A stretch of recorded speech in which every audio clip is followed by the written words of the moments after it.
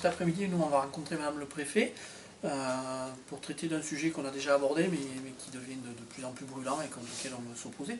C'est l'arrêt des cartons d'identification des bovins. Donc chaque bovin a un carton d'identification qui correspond un peu à la carte d'identité, où il est marqué là où il est né, l'exploitation où il est aujourd'hui, s'il est apte à la consommation ou pas.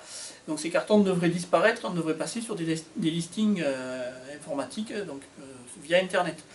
Aujourd'hui, je fais un constat, c'est que 50% de nos agriculteurs ont plus de 50 ans, ne maîtrisent pas tous forcément Internet, et donc on est déjà obligé d'utiliser Internet pour faire les déclarations de surface.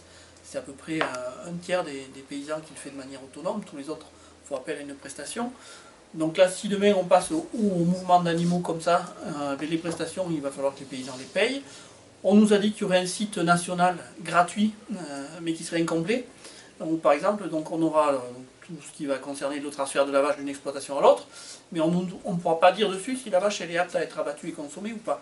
Donc ça veut dire que le paysan devra faire la démarche internet, plus une démarche papier, pour dire dans ce que nous on appelle l'information sur la chaîne alimentaire, pour dire si la vache peut être consommée ou non. Donc c'est pas une simplification.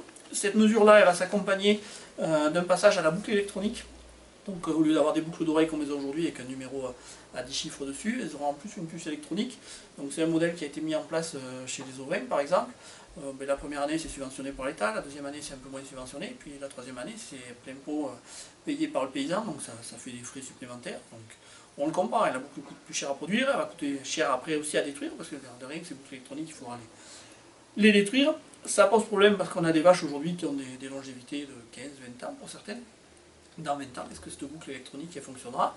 Et si elle arrive par exemple à l'abattoir et qu'elle ne fonctionne pas, qu'est-ce qui se passe? Est-ce que l'animal ne sera pas interdit du coup à la consommation et retourner chez l'éleveur? Enfin, ça va nous mettre de la panique.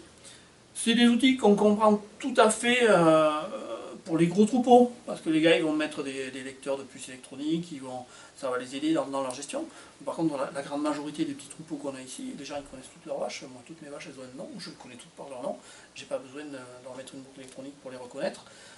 Par contre, voilà, si je dois régulièrement contrôler que mes boucles électroniques marchent, il va falloir que j'achète un lecteur de boucles électroniques.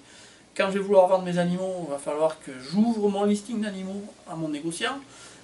Donc il va y avoir peut-être des choses qu'il n'ont pas forcément à voir dessus. Donc ça pose tout un tas de problèmes, je dirais, de discrétion. Et pire que ça, moi j'ai l'impression que ça va être une option qui va permettre d'intégrer les agriculteurs, c'est-à-dire que les gros négociants bestiaux vont dire à l'agriculteur oh, tu ne maîtrises pas trop internet, tu ne sais pas trop comment il faut faire, t'inquiète pas, nous on va gérer pour toi. Donc ça veut dire qu'après, si mon voisin par exemple prend cette option, qu'il a une vache qui me conviendrait à moi à vendre, plutôt que me la proposer à moi, il se dira je ne saurais pas faire les démarches internet pour transférer cette vache dans son cheptel, il va la vendre au négociant qui fera les démarches, qui lui me la revendra. Et qui n'oubliera pas de prendre une commission évidemment au passage. Donc je vais l'acheter moins plus cher que ce que j'aurais fait si j'achetais directement au voisin. Donc on est formellement opposé à ça.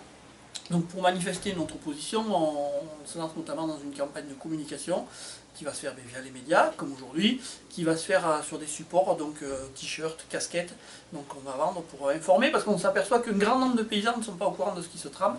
Donc aujourd'hui on informe, et je pense que sur l'automne on fera des réunions publiques sur le terrain pour vraiment expliquer ça.